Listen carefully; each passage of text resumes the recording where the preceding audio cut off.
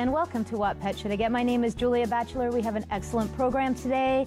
Claire Fondren is here from Dogtails Rescue and Sanctuary, and later on in the program, Emily Jordan will be here from the Ontario SPCA. And up first, I'd love to welcome back Christine Tomaselli from Golden Rescue, and we have a lot to talk about today. We do. Now, you have this beautiful dog, Charlie, that's with us, and Charlie is a foster getting ready to be adopted, so she's actually not here to be profiled. But we just wanted to bring her and remind everybody how wonderful and beautiful the dogs are that you do rescue. And you had a recent trip. So I know you have a partnership happening with the country of Turkey in Istanbul. And you recently brought some golden retrievers from that country. Talk to us about that. So to date, we have brought in 140 Goldens from Istanbul, and our program is thriving, I would have to say. We have a number of people in our network who are always interested in fostering and adopting these beautiful, beautiful creatures who desperately need a second chance. Excuse me. And we have a number more Goldens coming in over the next few weeks as well. Yeah, can we just show the few images that we have from the last rescue? So now the thing that we want to explain to our viewers, so how many dogs were brought in that time? 10. We bring in 10 at a time. 10 at a time, okay. So Golden Rescue is a very interesting organization that you not only rescue globally, but you rescue locally. Absolutely. And now the dogs that are coming from Istanbul, you want them to be, basically they're going from foster to adoption. So they're not going to a foster home and then they're going to be adopted out to another home from there. The people who are committing to get these dogs, basically committing to adopt them even before they meet them, correct? Yes, it's sight unseen. It's a leap of faith on their part. We have limited information about the Goldens when they come over. However, they are all either spayed or neutered. They're microchipped. They have vaccinations. Yes, they're vetted. And so they come here healthy, and they're adorable and they're cute, and we have pictures, and people fall in love with them mostly from their first sight on when they see their pictures. Well, I know you're very successful at what you do, and I know there's a waiting list for dogs. There is. We have a very long waiting list, which is wonderful. Well, but something that's very exciting that's happening in the first 2 weeks of December for people who are interested in fostering/adopting a Golden is you have an adoption blitz that's with Istanbul and also with Shanghai. Talk to us about that. I know, it's crazy. So we have agreed to bring in 40 Goldens from Istanbul and 4 from Shanghai within the first 2 weeks of December. So we're going to be giving a lot of Goldens home for the holidays and putting smiles on faces of the people who are going to be adopting them.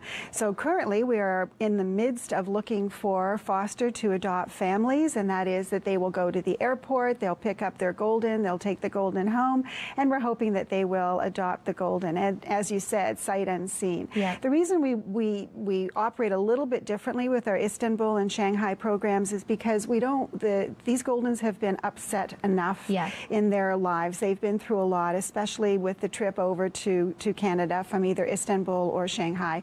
And so we want there to be as little disruption as possible in their lives. So we would like the families who have agreed to foster them to adopt them eventually as well.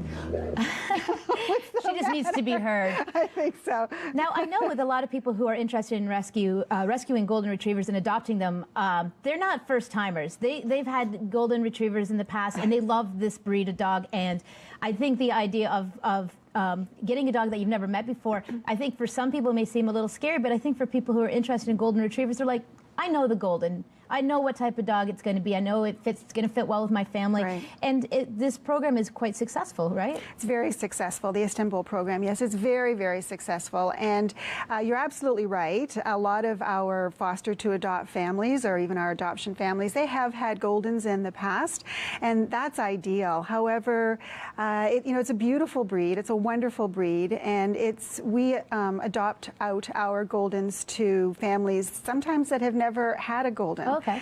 And but they know that that's the breed that they're interested in. They understand the breed. They know the breed. And we do a very we make sure that we understand who we are adopting our Goldens out to. We do a home visit, and they have to answer a very comprehensive and extensive questionnaire, which you can find online. So we do our due diligence certainly before any Golden is given to any of our families. So now here's an opportunity for people who are looking for a Golden Retriever and want to, give a home to a dog an exotic one from Shanghai or from Istanbul. There's 44 coming, and it's the first 2 weeks of December, so you definitely want to connect with Golden Rescue sooner than later and get your name on that list so you can get that process started. For sure. Now, before we run out of time, I want to talk about your big fundraiser. Yes. Because obviously running a charitable rescue organization and what you do locally and globally costs a lot of money. So let's talk about this lottery that you have going on. Yeah, so it's the Wishbone Lottery, and you're absolutely right. We are 100% funded by donations. There isn't one paid employee who works within Golden Rescue, so we are heavily reliant on donations. So the Wishbone Lottery is running now until into 2017, and first prize is a dinner for two anywhere in the world. Did you hear that? Anywhere in the world. Second prize is a trip to Cancun. Third prize is a trip to Jamaica, and we have other prizes as well. So it's fantastic. We have 5,000 tickets, so your chances of winning are amazing. One in 5,000, depending on how many tickets you buy. That's right. And this is our fourth year for our Wishbone Lottery, and we've had great success. It is a major fundraiser, and it helps us tremendously.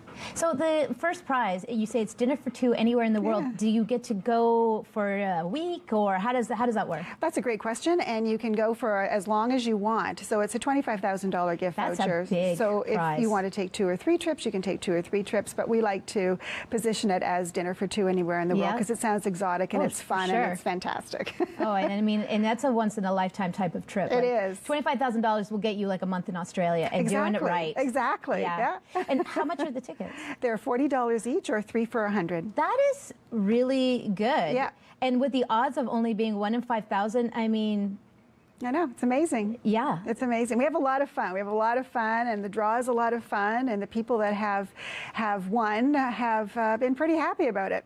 Well, if you're looking to buy tickets, which I think I'm going to be buying some tickets, make sure you do. I know the draw's not until next year, but that's okay. I mean, good things come to those who wait. Absolutely. Right? Absolutely. Before we go, we just have about a few more seconds. I just wanted to just to mention too that Golden Rescue, you also you take dogs who locally. Right. So if somebody is looking to adopt a dog who doesn't want to get one sort of sight unseen, there is that process as well, correct? Absolutely, absolutely. A lot of 50% of our dogs are surrenders from within Ontario and Quebec, and those dogs are fostered in our foster homes. They're very often, they stay in foster homes until they're ready to be adopted. They are the dogs that very often appear on our website, and then they are adopted out from people who have filled out an application. I got to cut you off. I'm so sorry, Christine. If you're interested in rescuing a dog from Golden Rescue, please visit our website for details. And also, if you want to buy a lottery ticket, you can go there too. Thank you.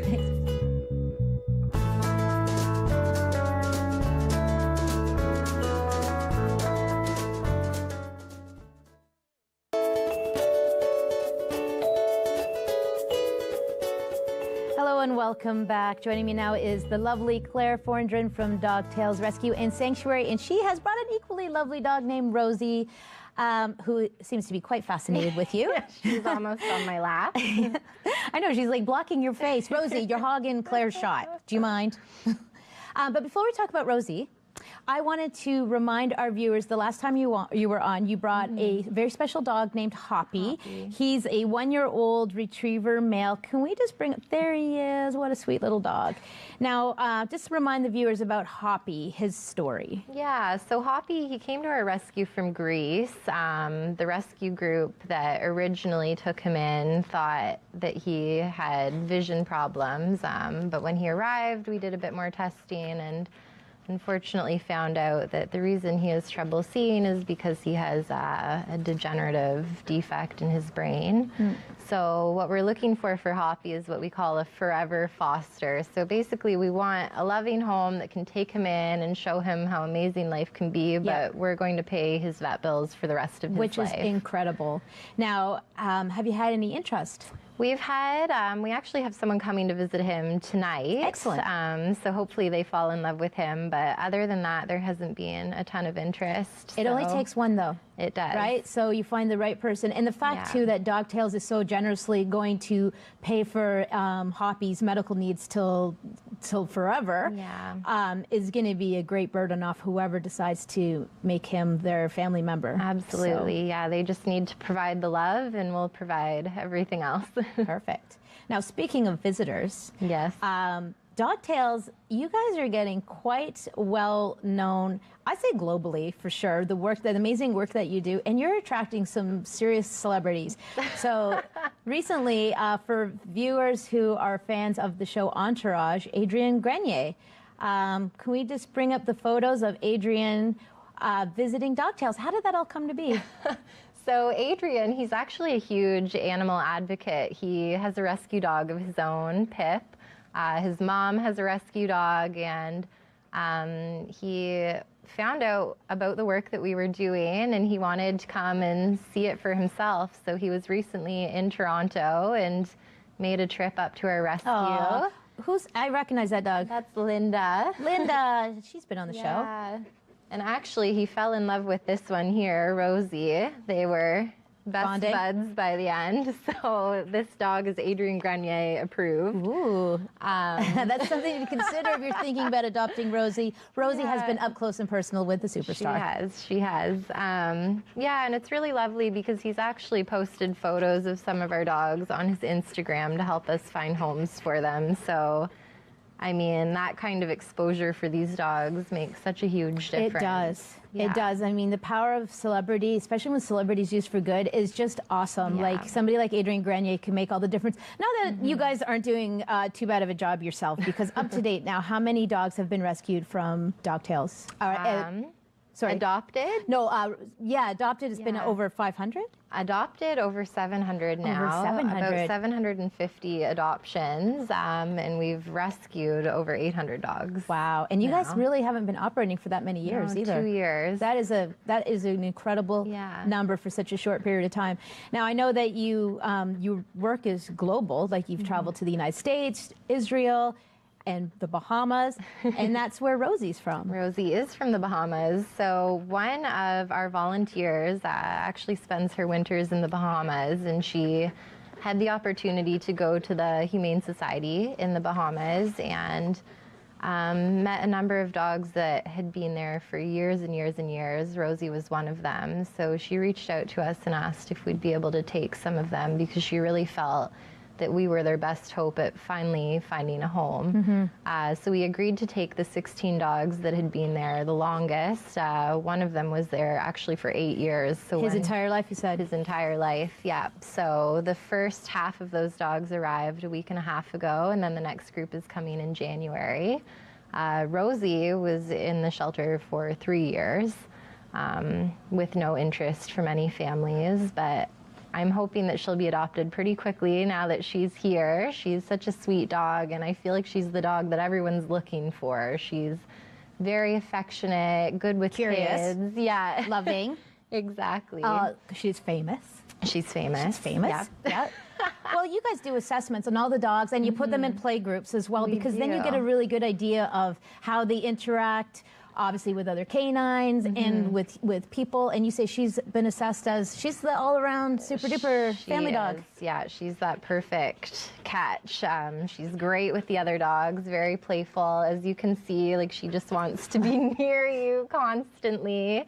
So yeah, I mean, whatever family brings her home will be the luckiest family in the world. And I don't know how she was at that shelter for 3 years with no interest, because she's just so lovely. You know, well, I always say this about Dogtails. I think one of the things that makes your shelter so special is that you really specialize in dogs that wouldn't have a chance elsewhere. Yeah. The senior dogs, dogs with health issues, disabilities.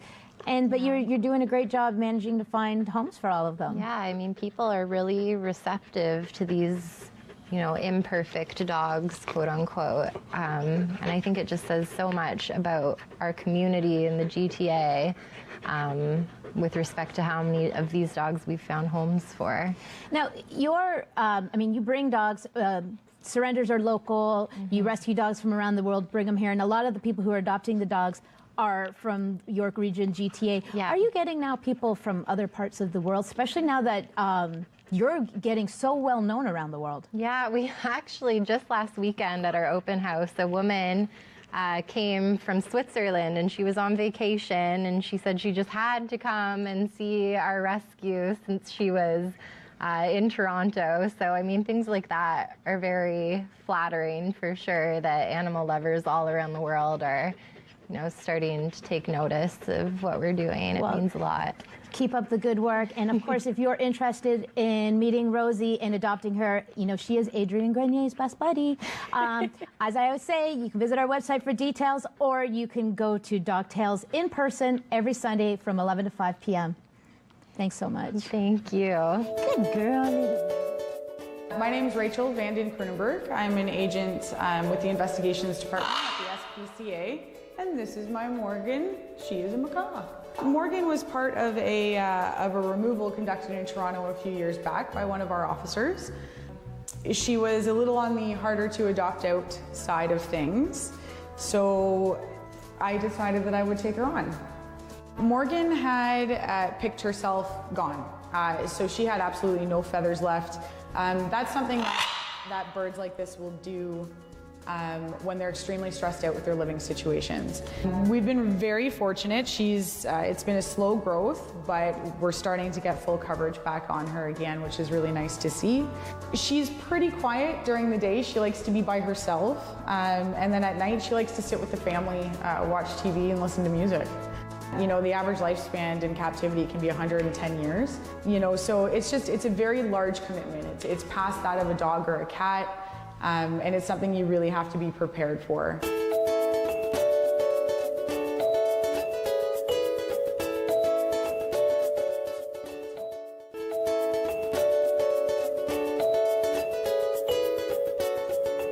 Hello and welcome back. Joining me now is Emily Jordan from the Ontario SPCA, and she has brought a whole array of goodies for a program that is running currently right now, which is called Pause and Give. Because it is that time of year where we're all thinking about holiday shopping, Christmas shopping, and what better gift to give than one that keeps giving. For sure.